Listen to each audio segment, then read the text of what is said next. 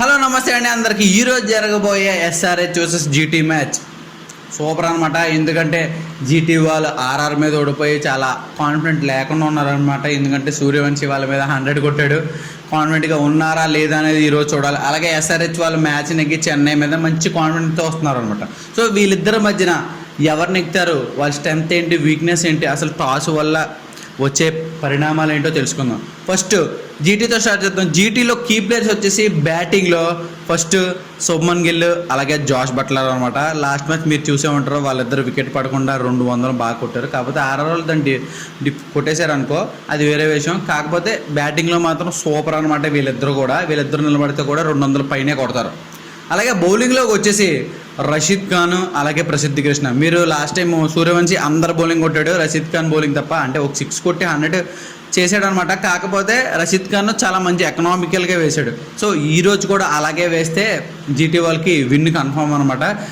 మీకు ప్రసిద్ధి కృష్ణ గురించి తెలిసిందే. ప్రసిద్ధి కృష్ణ మంచి బౌలింగ్లో వేరియేషన్స్, పేస్ చాలా బాగా వేస్తాడు. So he's also one of the key player అనమాట జీటీకి వచ్చేసి. సో ఇప్పుడు ఎస్ఆర్హెచ్లో ఎవరు కీ ప్లేయర్స్ చూద్దాం. ఎస్ఆర్హెచ్ కీ ప్లేయర్స్ వచ్చేసి బ్యాటింగ్లో ట్రావెస్ హెడ్ అలాగే హెన్రిక్ క్లాసెన్.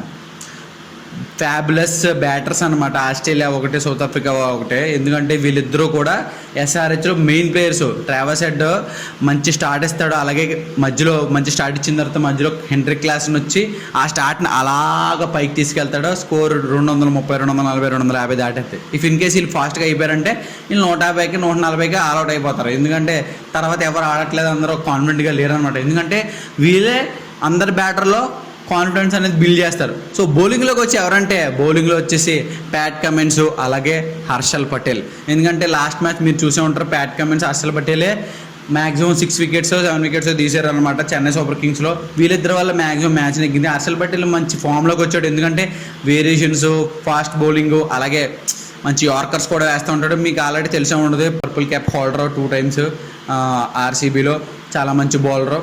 ఇప్పుడు అదే ఫామ్లోకి వచ్చాడు. అదే ఫామ్ని కంటిన్యూ చేస్తే వికెట్లు తీయడం కన్ఫామ్ అయితే ఎస్ఆర్హెచ్ని ఎవ్వరు ఆపలేరు అనమాట. ఎందుకంటే వాళ్ళకి బౌలింగ్ చాలా వీక్. వీళ్ళిద్దరు బౌలింగ్ వేసి అందరికీ కాన్ఫిడెంట్ బిల్డ్ చేస్తే ఇంకా రచ్చే మిగిలిన వాళ్ళకి కూడా. అదనమాట సూపర్ ఉంటుంది.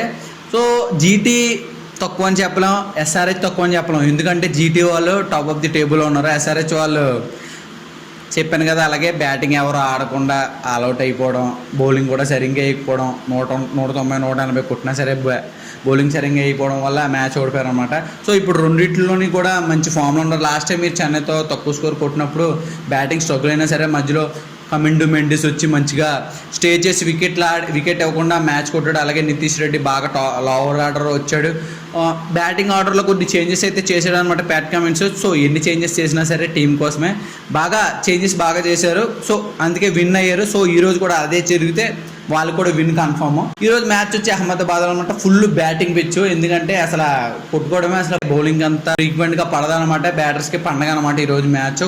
కొట్టడమే. శుభ్మన్ గిల్కి మంచి రికార్డు కూడా ఉంది. ఇక్కడ చాలా మంచి స్కోర్ కొట్టాడు, 300s ఎలా కొట్టాడు అనమాట ఇక్కడ శుభ్మన్ గిల్ కీ ప్లేయర్. శుభ్మన్ గిల్ని ఫస్ట్ తీసేస్తే మాత్రం మంచి ఎస్ఆర్హెచ్ వాళ్ళకి మంచి పుట్ అయితే దొరుకుతుంది.